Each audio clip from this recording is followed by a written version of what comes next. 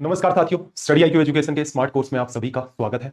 उम्मीद आपकी स्टडी बहुत शानदार चल रही होगी।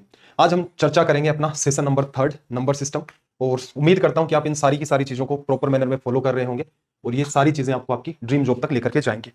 आज हम चर्चा करने वाले हैं भाई, जो हमारा बार का पैटर्न है या फिर जो रिकरिंग डेसिमल्स होते हैं, आवर्ती दशमलव। थोड़ी सी चर्चा करते हैं, देखो इस चीज के ऊपर डिटेल में कि मामला क्या है। जैसे आप 5 लिखते हो या 5/1 लिखते हो या 10/2 लिखते हो, ये सारी चीजें तो सेम ही है, 5 के बराबर ही है।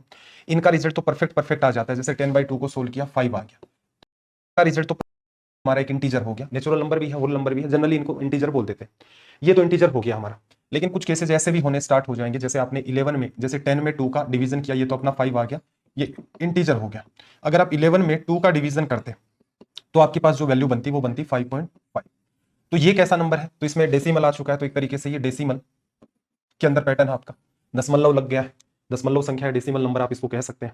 एक स्थिति और समझना, अगर हम लोग 10 के अंदर डिवीजन करते हैं 3 का, तो ये क्या आ जाएगा? 3.33333333 चलता जाएगा, इनफाइनाइट तक चलता जाएगा। अब है ये भी डेसिमल। और ऐसे ही जैसे आप पाई की वैल्यू लिखते हो, तो पाई की वैल्यू 3.142, फिर आगे पैटर्न चलेगा, और नंबर है वो रिपीट नहीं होते हैं एक ही नेचर के, चलता ये भी इनफाइनाइट तक है, लग इसमें भी डेसिमल रहा। अब ऑल ओवर देखोगे तो डेसिमल जो है वो 3 टाइप के अंदर चला गया। डेसिमल जो है वो 3 टाइप में डिवाइड कर सकते हैं। एक तो हमारा हो गया टर्मिनेटिंग डेसिमल। टर्मिनेटिंग का मतलब किसी भी चीज को टर्मिनेट कर देते हैं, तो इसका मतलब उसे रोक देते हैं। हिंदी में कहोगे तो इसे क्या कहा जाएगा? टर्मिनेटिंग मतलब शांत। ठीक है, शांत दशमलव। इसका एग्जांपल अगर मैं लिखूं तो इसका एग्जांपल हम लोग लिख सकते हैं, जैसे 11 में आपने 2 का डिवीजन किया तो 5.5, इससे आगे ये चेन आपकी नहीं बढ़ेगी। तो डेसिमल है, लेकिन किस नेचर का है? टर्मिनेटिंग नेचर का है। दूसरा डेसिमल का जो पैटर्न हमारा, उसको देखना कौन से वाला? ये वाला। दूसरा जो हमारा है, 10 में आपने 3 का डिवीजन किया, 10 में आपने 3 का डिवीजन किया, तो ये बना 3.3333 इनफाइनाइट। तो ये कैसा है आपका? Non terminating. Non terminating Hindi में कहोगे तो ये क्या होगा? अशांत। रुक नहीं रहा है, शांत नहीं हो रहा है, टर्मिनेट नहीं हो रहा है, नॉन टर्मिनेटिंग। लेकिन इसमें एक ही जैसा पैटर्न चल रहा है, इसलिए इसका एक नाम हो जाएगा रिकरिंग। रिकरिंग का हिंदी में मतलब देखोगे तो आवर्ती। कहने का मतलब ये अपना पैटर्न जो है उसको रिपीट करता रहता है। इसलिए डेसिमल तो है, नेचर क्या है? नॉन टर्मिनेटिंग, टर्मिनेट नहीं हो रहा है, रुक नहीं रहा है। लेकिन नॉन टर्मिनेटिंग तो ठीक है, लेकिन उसमें कैसा बिहेव कर रहा है? उसमें बिहेव कर रहा है रिकरिंग का, मतलब बार बार एक ही पैटर्न आपका रिपीट हो रहा है। तो ऐसे ही आपका जो तीसरा पार्ट आता है, वो जैसे आपने लिखा पाई की वैल्यू 3.142, आगे मुझे नहीं ध्यान है क्या है, मैं रेंडम ही लिख रहा हूँ, 5 7 2 1 3 5 एटसेट्रा। तो ये क्या है? नॉन टर्मिनेटिंग है, अशांत है, नॉन टर्मिनेटिंग है। और आगे नेचर कैसा है? Non terminating, non recurring. Non recurring, non recurring का मतलब आवर्ती, वो जो पैटर्न है उसको रिपीट नहीं कर रहा है। तो हिंदी में इसका नाम क्या हो जाएगा? डेसिमल है आपका, मतलब दशमलव तो है, नॉन टर्मिनेटिंग, अशांत है, टर्मिनेट नहीं हो रहा है। नॉन रिकरिंग भी है, इसका मतलब पैटर्न रिपीट नहीं हो रहा है, तो अनावर्ती इसको हिंदी में नाम दे देंगे। उसमें एक ही पैटर्न रिपीट होता है तो आपका आवर्ती हो जाता है। तो मेरे ख्याल से कुछ कुछ बातें आपकी क्लियर हो गई होंगी कि डेसिमल के 3 नेचर हैं। जैसे एक एग्जांपल हम लोग ले लें, 15 में आप 2 का डिवीजन करोगे तो 7.5। तो ये डेसिमल कैसा है? ये डेसिमल है आपका टर्मिनेटिंग, लिखा जा सकता है। ये आपका डेसिमल है आपका टर्मिनेटिंग डेसिमल। आगे लिख देते हैं टर्मिनेटिंग डेसिमल। ठीक, टर्मिनेट हो गया। नॉन टर्मिनेटिंग में 2 कैटेगरी हो गई। नॉन टर्मिनेटिंग में जैसे आपने डिवीजन किया 10 में 3 का, तो ये बन गया 3.333333। तो इसका मतलब ये नॉन टर्मिनेटिंग तो है ही है, टर्मिनेट नहीं हो रहा है, और लेकिन पैटर्न कैसा है? रिकरिंग है।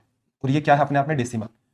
ऐसे ही हमने पाई की वैल्यू लिखी, तो उसके अंदर 3.142 आगे पैटर्न चलता गया, तो ये क्या था? नॉन टर्मिनेटिंग तो था ही, लेकिन ये आपका नॉन रिकरिंग भी था, और ये डेसिमल तो है ही। इसका कोई और एग्जांपल लिखना चाहोगे तो वैसे नंबर जैसे 3.14141414, ठीक, तो ये पैटर्न। इसका एग्जांपल लिखना चाहे, जैसे मैं लिख दूं 2.17942835629।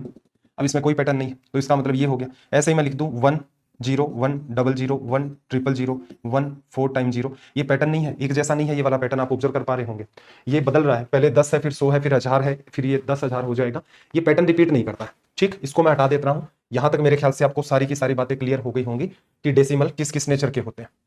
अब ये जो आपका नंबर होता है, कौन से वाला? ये वाला। नॉन टर्मिनेटिंग, टर्मिनेट तो नहीं होता लेकिन रिकरिंग होता है, यही आपका बार का पैटर्न है। 0.333 इनफाइनाइट तक है, तो इस पैटर्न को, रिप्रेजेंटेशन को रोकने के लिए लिख दिया 0.3 का बार।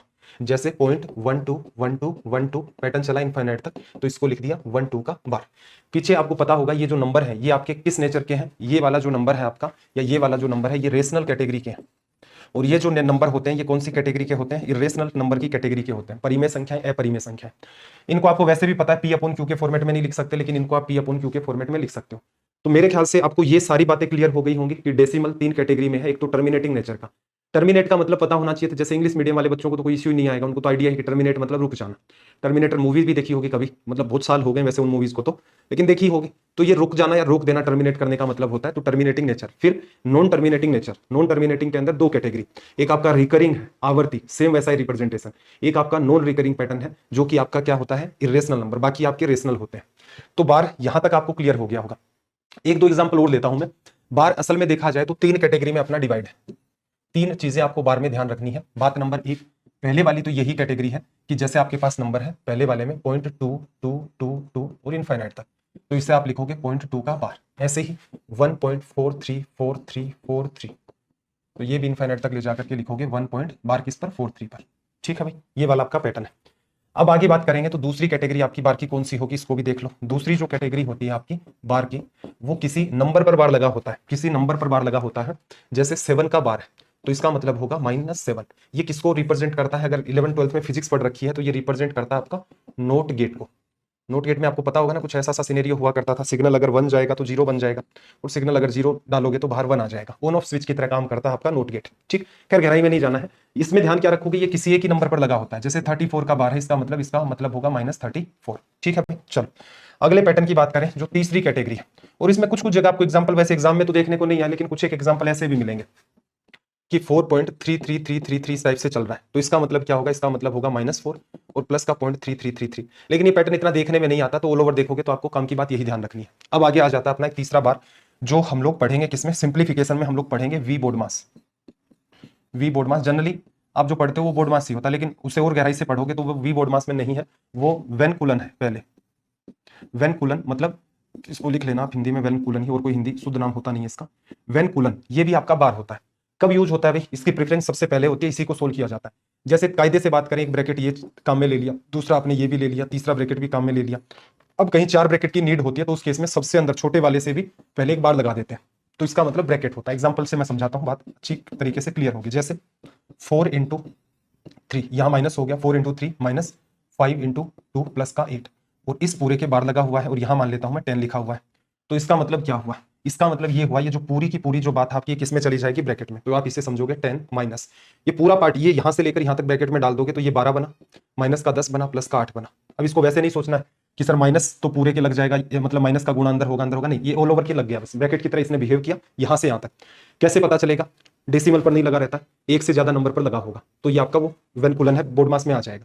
अब इसको यहां से सोल्व कर दोगे, 8 2 10, तो यहां पर आ जाएगा 10 -10, और रिजल्ट क्या बन गया यहां से आपका 0। तो मेरे ख्याल से ये वाली बात भी आपको क्लियर हो गई होगी कि जो एक्चुअल में अपना बार है वो क्या है, कैसे कैसे ये चीजें हैं, और डेसिमल आपके क्या है।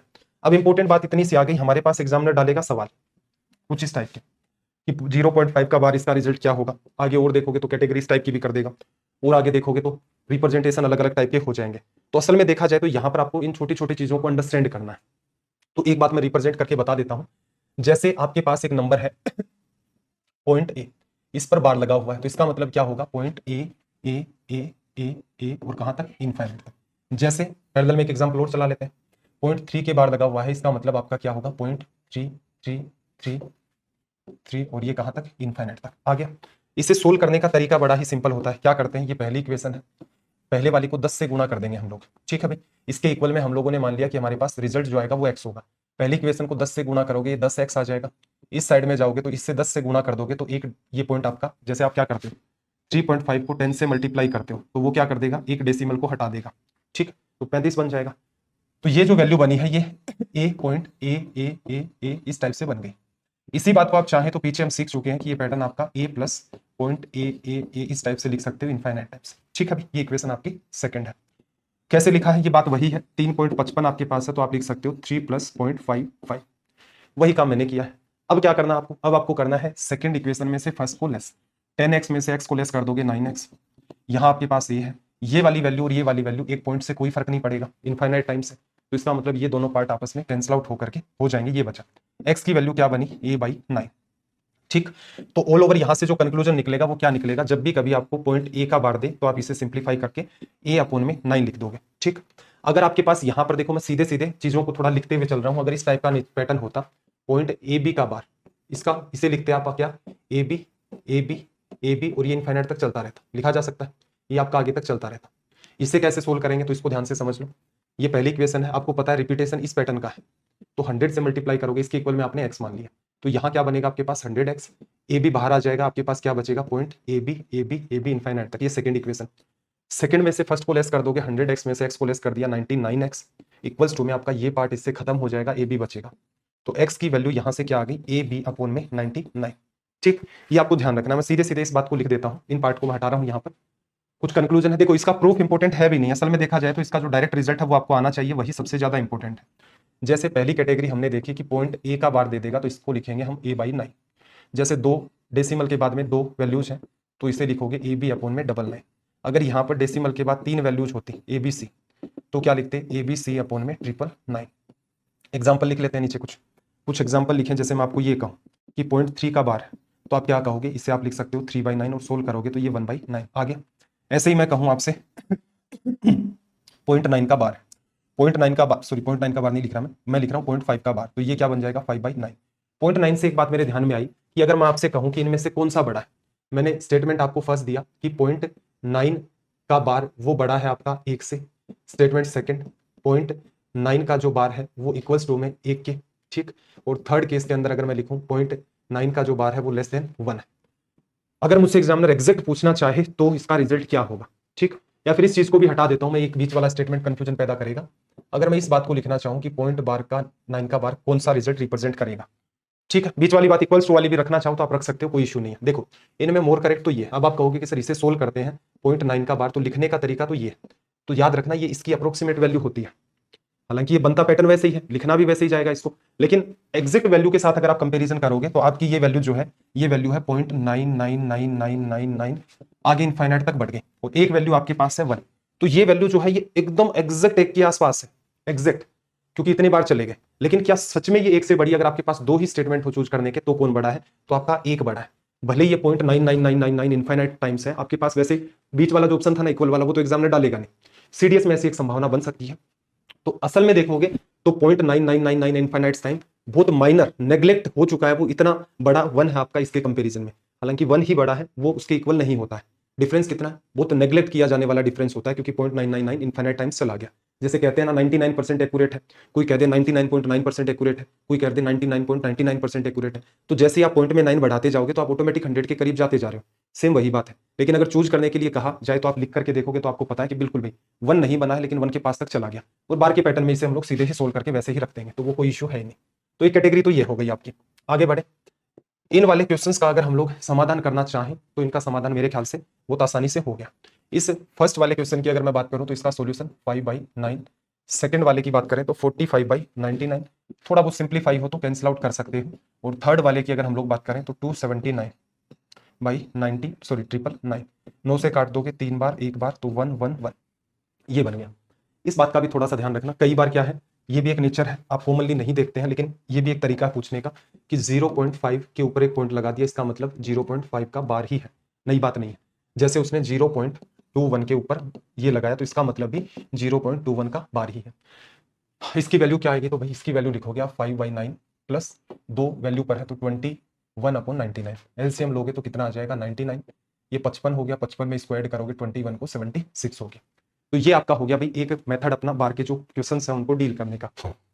आगे जैसे एक सवाल आपसे इसने दिया कि इसका क्या समाधान होगा, तो इसका समाधान आप लिखोगे, क्यूब रूट तो है ये वाला, क्यूब रूट है, यहाँ इसको सोल्व करोगे तो 37 और कितनी वैल्यूज के, पॉइंट के बाद 3, तो ये 999, ये जो है इसको कैंसिल आउट करोगे तो ये 27 बार कट जाएगा, तो 1/27 का क्यूब रूट करोगे तो आपके पास रिजल्ट जो है वो कितना आ जाएगा 3। ठीक, अब एक कैटेगरी और समझनी है, इसके अंदर आप गौर से देखोगे तो एक नंबर छोड़ दिया है, बाकी पूरे पर बार लगा हुआ है। इसको डील करने का तरीका क्या है, देखो मैं एक एग्जांपल से बात को समझाता हूं आपको। जैसे 0.2 और यहां पर 5 का बार, तो इसका मतलब क्या है 0.2555 और ये पैटर्न कहां तक जाएगा, इनफाइनाइट तक। ठीक, इसका रिजल्ट मैं मान लेता हूं कि इसका रिजल्ट मेरे पास x निकल के आएगा। सोल्व करने का तरीका क्या होगा फिर मेरा, तो मैं क्या करूं, पहले तो इसको कर दूं 10 से मल्टीप्लाई, 10 से करेंगे तो ये इक्वेशन 10x बन गई, ये वाली वैल्यू 2 प्लस 0.555 और ये आपके पास क्या बन गई है, ये वाली वैल्यू लिखा जा सकता है 2.555 तक आपका पैटर्न रिपीट हो गया। अब ये मत कह देना कि सर इसको x माना है तो इसकी जगह x रख देते हैं, इसकी जगह नहीं, हमने तो इस पूरे को x माना है ना, 0.255 को, हमने 0.555 को x नहीं माना है, ठीक, तो ये बन गई आपकी एक इक्वेशन। अब आप इसी इक्वेशन को अगर 100 से मल्टीप्लाई कर देते तो ये बन जाता आपके पास 90x, और ये वाली वैल्यू क्या बन जाती 25 बाहर आ गया, और 0.555, और ये कहां तक इनफाइनाइट तक। ये इक्वेशन सेकंड। अब क्या करोगे, सेकंड में से फर्स्ट को लेस कर दो, तो 90 कैसे लिख दिया भाई हमने, ये आपका 100x। सेकंड में से आप क्या करो, फर्स्ट को लेस कर दोगे तो 90x इक्वल्स टू में ये पार्ट इससे कैंसिल आउट, ये क्या बना 25 माइनस 2, x की जो वैल्यू है वो आगे 25 माइनस 2 अपॉन में 90।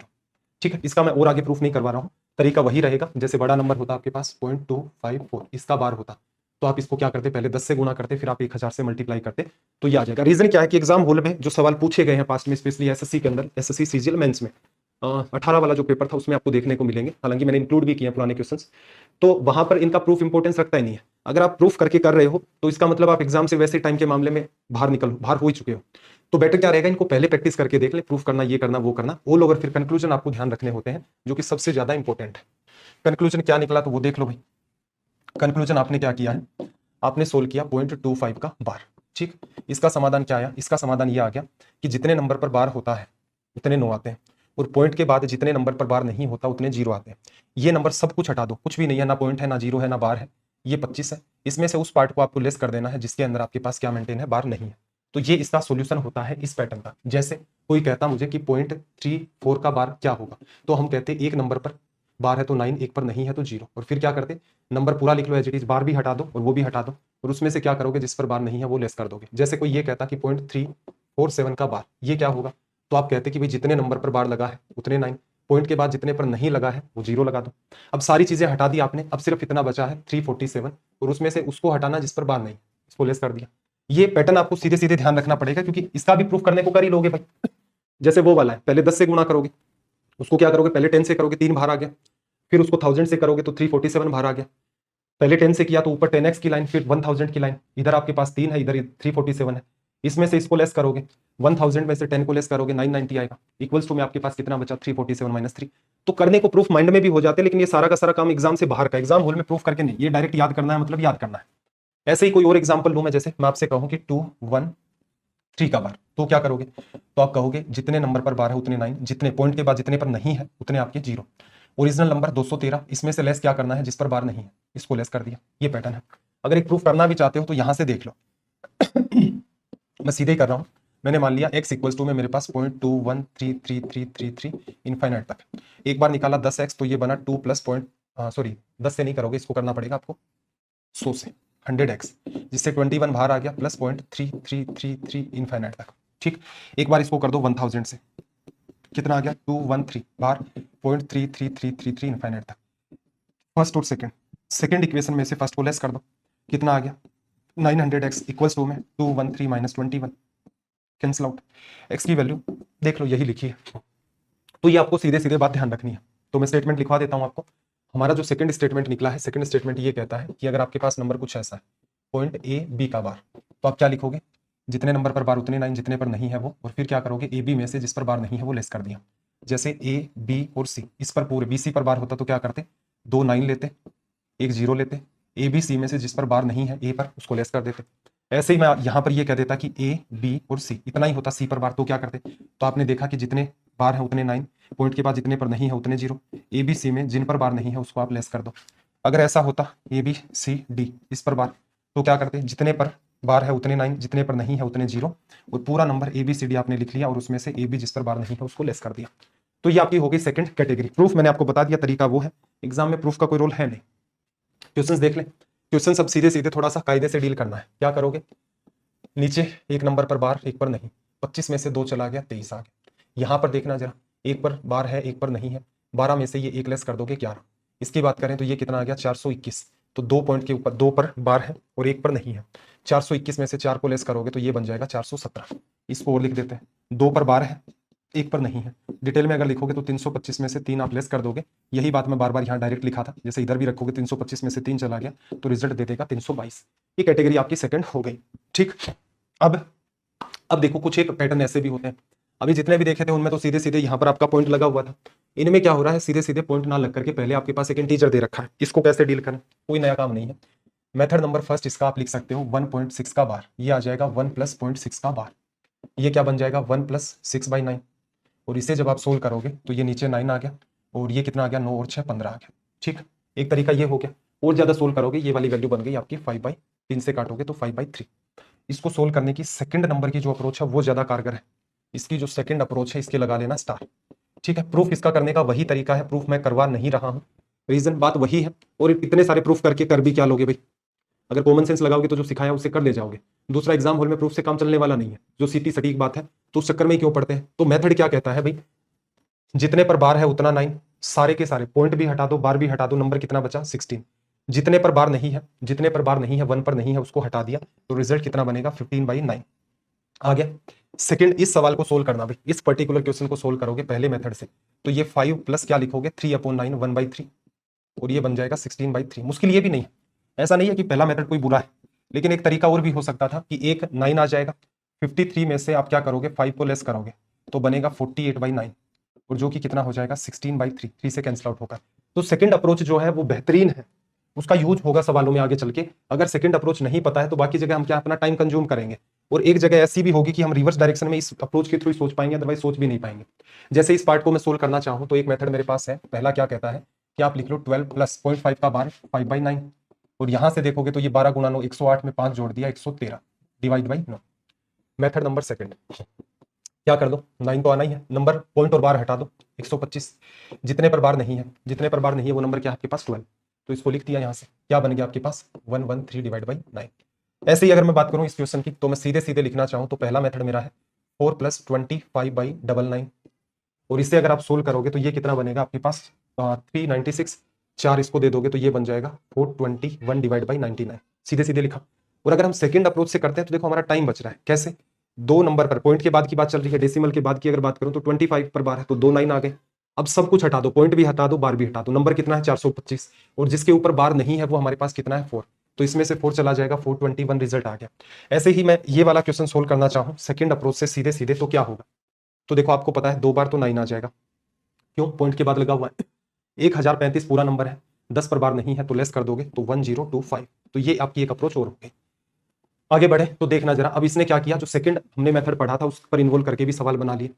तो ये वो वाले सवाल है, हालांकि नया कुछ भी नहीं है। मेथड नंबर फर्स्ट, इसको आप रीड करोगे 5 प्लस 0.51 का बार, ये 5 प्लस इसको क्या लिखते थे 9 0, फिर 15 माइनस का 1 तो ये बनता था 5 प्लस 14/90 और पूरे को सोल्व करोगे 450 में 14 ऐड कर दोगे तो 464 अपोन में 90, ये आगे लिखा जा सकता है। ठीक, अगर सेकंड अप्रोच की, क्योंकि देखो नया कुछ भी नहीं, जो दो बातें सीखी है बातें वही है, जो अप्रोच सेकंड सीखी है वो सबसे कारगर है, टाइम भी वही बचाएगी, स्पीड भी वही मेंटेन करेगी और अज्यूम करने में भी हेल्प करेगी कि ये वाला आंसर इसका हो सकता है।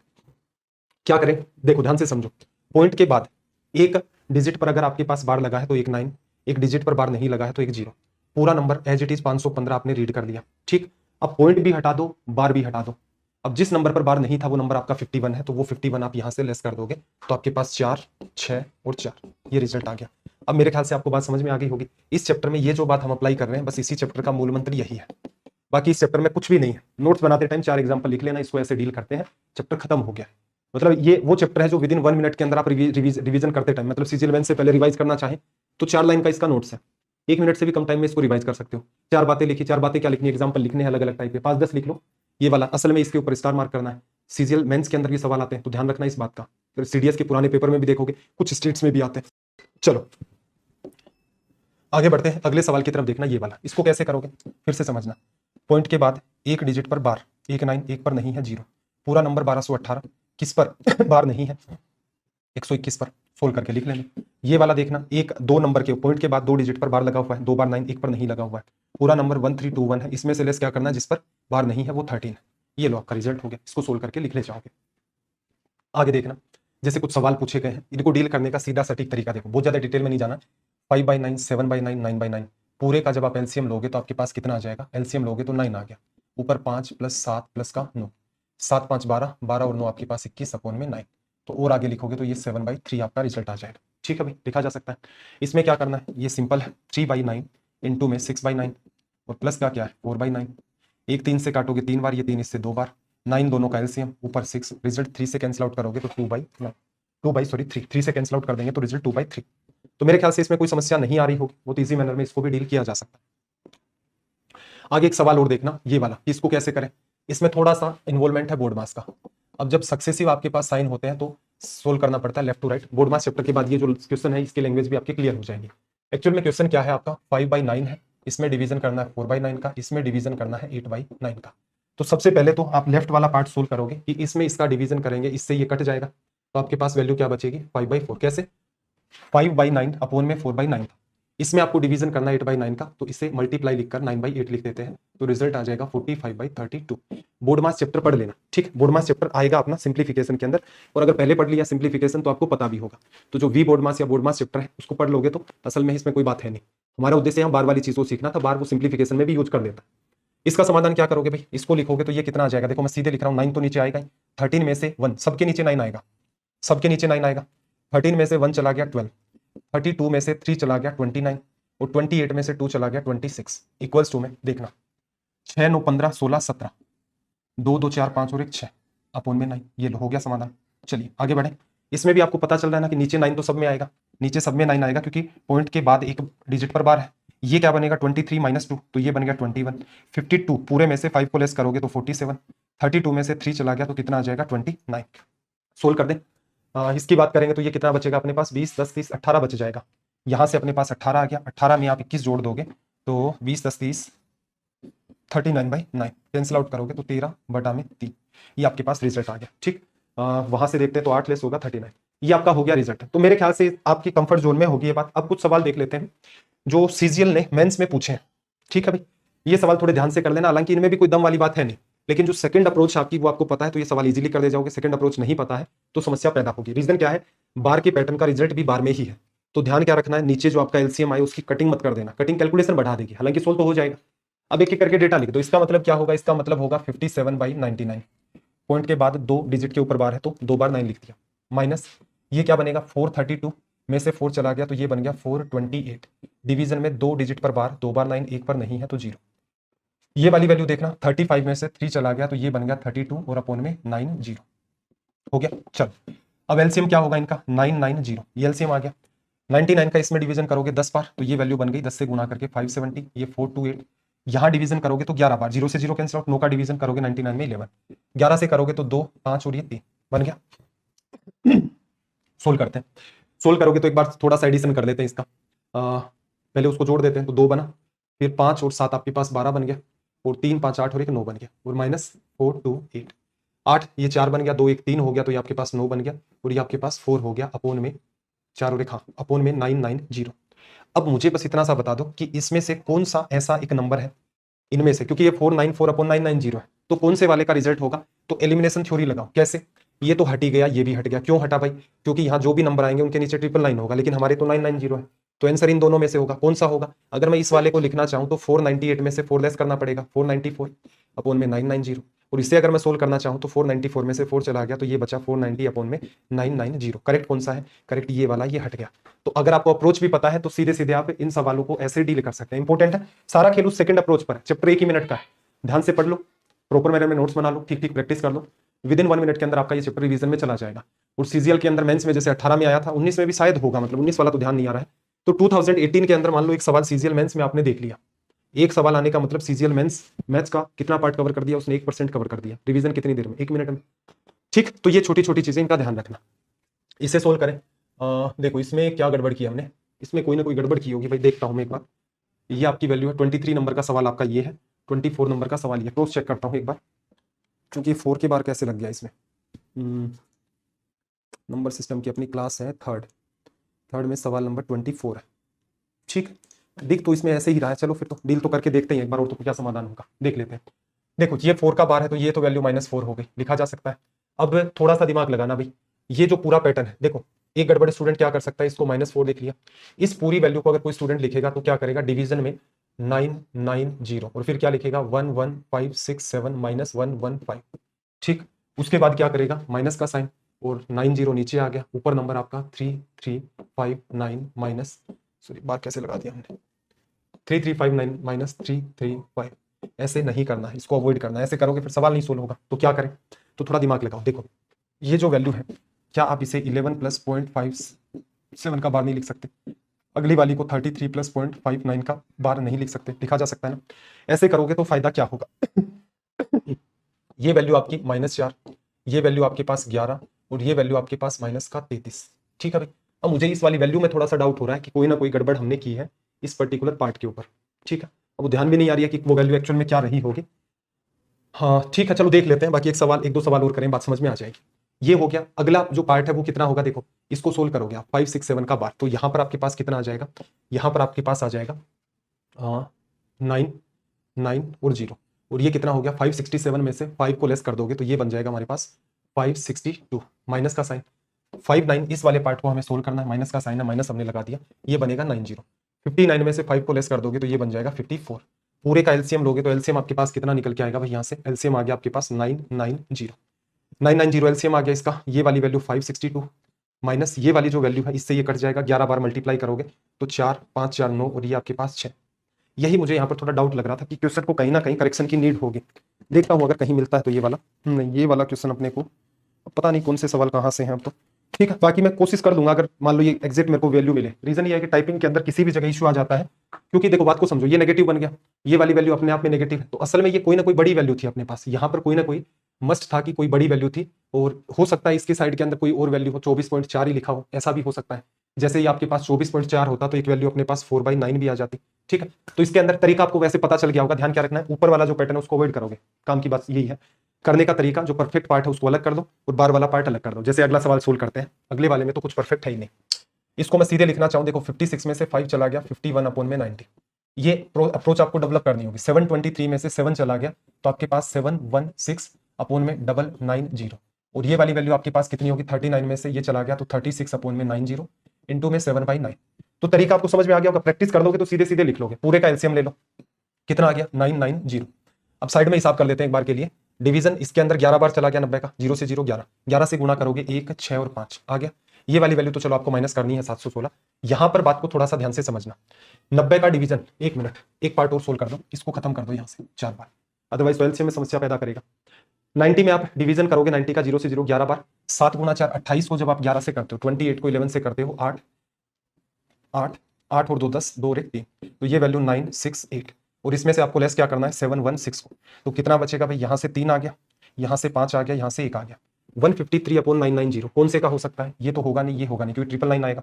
154 में से 1 लेस करोगे तब ऊपर 153 और नीचे 990। तो बात समझ में आ गई होगी कि कैसे सीधे सीधे सवाल सोल्व हो जाते हैं। ऐसे ही इस क्वेश्चन की बात कर लेते हैं, तो 47 में से 4 चला गया तो कितना बचा आपके पास 43/90। यहां पर देखना 503 है, 503 में से 5 चला गया तो 498/990, और यहां पर 39 में से 3 चला गया 36/90 इंटू में 8/9। पीछे वाला ही सवाल है क्या ये, नहीं पीछे वाला नहीं है, आंसर डिफरेंट है, पैटर्न वैसा सही। ये इससे कट गया 4 बार, ज्यादा छिड़खानी नहीं करनी है, 2 से भी काट दो, ये भी काट दो, क्योंकि नीचे हमें कैल्शियम लेना है जो कि 999 अब मेंटेन हो गया। अब क्या करोगे देखो डिवीजन आपका कितनी बार चला गया, 11 बार, 11 से मल्टीप्लाई करोगे तो ये 3 4 3 7 और 1 4 सिखाया, इसमें 498 आपको ऐड करना है, ये बन गया 8 और 3 11, 9 7 16 और 1 17 971। अब देखो इसमें आप 90 का डिवीजन करोगे, ये फिर 11 बार आएगा, ये 32 है, 32 को आप 11 से करोगे 2 5 और 3, ये कैसे कर रहा हूँ, 11 का मल्टीप्लाई सिखाया भाई, कैलकुलेशन के सेक्शन में जाकर के आपको देखना है। ये बन गया आपके पास 9, ये बन गया 1, और ये आपके पास कितना बन गया यहाँ से 6, 619/990। यहाँ 999 बनेगा, ये हट गया, यहाँ पर एक ही 9 बनेगा, ये हट गया, 2 ऑप्शन है। 615 में से 6 लेस करोगे, नहीं बनेगा, 625 में से 6 लेस करोगे 619, ये आपका यहाँ से रिजल्ट क्रिएट हो जाएगा। तो उम्मीद है भाई ये वाली बात आपको क्लियर हो गई होगी, और अब बार वाले चैप्टर में मेरा एक अनुमान है, कॉन्फिडेंस आ गया होगा। बस इस सवाल का थोड़ा ध्यान रखना भाई, ये वाला जो मैंने सिखाया कि ऊपर वाले पैटर्न से चल पड़े, ये सवाल बहुत पेचीदा होगा। जो इंटीजर वैल्यूज है उनको एक साइड के अंदर लेकर के चल लेना और उसके हिसाब से आपको सोल्व करना है। अब उसमें गड़बड़ ये होगी कि वो वाला पार्ट पता नहीं चल रहा है कि वो एक्चुअल में था क्या वहां पर, ठीक है, वरना इस तरीके से सोल्व करते होता कुछ भी नहीं, 3 वैल्यू यहां रखी जाती, 3 वैल्यू इंटीजर की अलग से सोल्व हो जाती, और इंटीजर को जनरली ऐसा रखता है कि एक दूसरे से वो कैंसिल आउट हो जाए। अब इस बात को भी मैं डायरेक्ट लिख रहा हूं, क्या करूंगा, 24 में से 2 चला गया तो ये बन गया 22/9 हो गया, 6/9 6/9, 6/9 को 6/9 ही पढ़ा रहने दो, इंटू में 3, ये क्या हो गया, 16 में से 1 चला गया 15/90 हो गया। फिर ये वाला ब्रैकेट है, अब देखो 27/99, फिर एक ब्रैकेट है, ब्रैकेट को खोल लो, तो ये वाली वैल्यू कितनी है, 83 में से 8 चला गया तो 75/90। डिवीजन करना है, डिवीजन किसका करना है, ऊपर वाली वैल्यू तो 15/90, तो इंटरचेंज करके आप इसको लिख दो 90/15। डिवीजन को मल्टीप्लाई करोगे तो नंबर इंटरचेंज हो जाएंगे, 90 से 90 कैंसिल आउट, 15 से काटा 5 बार, ठीक। अब हमें क्या करना है, नीचे 99 या 90 ये तो बना रहे, कोई समस्या नहीं है, जितनी चीजें कैंसिल आउट हो रही है उनको तो एक बार हटाते हैं। तो क्या हटेगा देखो, 5 गुणा 3, 15 गुणा 6 90, 90 से 90 भी कैंसिल आउट हो गया। 9 से काटोगे तो 9 से 3 बार और 9 से 11 बार, और इस 11 को खत्म करो यहाँ से 2 बार, और क्या बचा हमारे पास, 3 से काटोगे इसको 3 बार, 3 आ जाएगा, उस 3 को इससे काटोगे 5 बार, लिखा जाएगा। तो ये बन गया क्या आपके पास 10/9 लिखा जाएगा। 9 आएगा तो इसका मतलब 2 बार 9 है, इसमें 3 बार है, इसमें 2 बार है, इसमें भी 2 बार नीचे 9 है, इसी में पॉसिबल है। और पता भी आपको 11 - 1 10/9, ठीक है भाई। तो मेरे ख्याल से आपका एक ठीक नजरिया पैदा हुआ होगा। अब इन चीजों का स्ट्रेस मत लेना कि सर ये चैप्टर इतने जल्दी कैसे खत्म हो जाते हैं। जल्दी मैंने आपको बता दिया, इस चैप्टर इतना सही है कि एक लाइन में इसका रिवीजन है। जो रिवीजन आप नोट्स बनाएंगे, प्रयास तो मैं करूंगा, आपको कहता हूं बार बार, अरे भाई शेयर कर दिया करो सेशंस को। तो अपने वाला भी कोर्स बेहतरीन कोर्सेज में से एक है, तो एटलीस्ट शेयर किया करो। शेयर करोगे तो फिर मास्टर का भी मन होता है कि स्टूडेंट अपना डेडिकेशन दिखा रहे हैं, क्योंकि कोर्स तो हमें करवाना ही था, उसमें कोई दो राय नहीं है, सारे के सारे चैप्टर भी करवाएंगे। और ये मैं आपको गारंटेड लिख कर दे सकता हूँ, किसी भी बच्चे ने आज तक ऑफलाइन भी कोचिंग ली है, उसने जितना कंटेंट पढ़ा होगा, ऑफलाइन कोचिंग की बात कर रहा हूँ जहां मैथ स्पेशल की फीस मिनिमम 5,000 रहती है, जो नॉर्मल से शहर होते हैं, दिल्ली जैसे शहर के अंदर यही 10, 11, 12 चली जाती है, ठीक है। तो आपने जितना कंटेंट पढ़ा है उसका 4 गुना कंटेंट आपको यहाँ मिलेगा, गारंटेड है ये मेरी बात। 4 गुना क्वेश्चन आप मैच करवा लेना अपने रजिस्टर के साथ कि आपने बोर्ड के ऊपर कितने सवाल किए थे। मैं कंटेंट की बात नहीं कर रहा हूँ, कंटेंट तो एक प्रीवियस ईयर की किताब खरीद के देख लो, प्रैक्टिस खुद कर लेना, नहीं, जितने क्वेश्चंस मैं बोर्ड पर करवा रहा हूँ, आप अपने किसी भी ऑफलाइन बैच के साथ या ऑनलाइन के साथ भी कंपेरिजन करेंगे, अपने नंबर ऑफ क्वेश्चंस बहुत ज्यादा निकल के आएंगे। और दूसरा, मैंने तो एक इतनी रिक्वेस्ट किया भाई, इसको शेयर कर दोगे तो मैं प्रैक्टिस बैच ऐड कर दूंगा। 300 के आसपास तो अपने ये सेशन होंगे, और लगभग हर एग्जाम की, जैसे सीजीएल की कोशिश करें कि 70-80 सेशन बन जाए जो बेहतरीन हो। सीडीएस के लिए 70-80 वही सेशन, उसके अलावा 1-2 सेशन और मान लो 4-5। बैंकिंग के अंदर लगभग कुछ सेशन तो ऐसे हैं जो एसएससी वाले काम आ जाते हैं, अर्थमेटिक के कुछ 20-25-30 के आसपास और बेहतरीन सेशन, या उससे भी ज्यादा कोई डीआई का पैटर्न है उसकी और प्रैक्टिस। तो इस टाइप का सारा मामला आपको एक जगह इकट्ठा मिल जाएगा, लेकिन आपका सहयोग भी उसमें रिक्वायर्ड है, ठीक है भाई। तो एटलीस्ट प्रयास करें, आप अपनी तरफ से तो एफर्ट करके देखें। मैं ये नहीं कह रहा हूं कि कंपलसरी होगी कि किसी बच्चे को ला करके पकड़ के किस सरकार कोर्स ले, यहाँ पर आप अपनी तरफ से बेहतरीन प्रयास करना, ठीक है। चलिए भाई, मन लगा के मेहनत करें, आपका दिन रात सब मंगलमय हो। मिलते हैं अगले सेशन में। जय हिंद, जय भारत।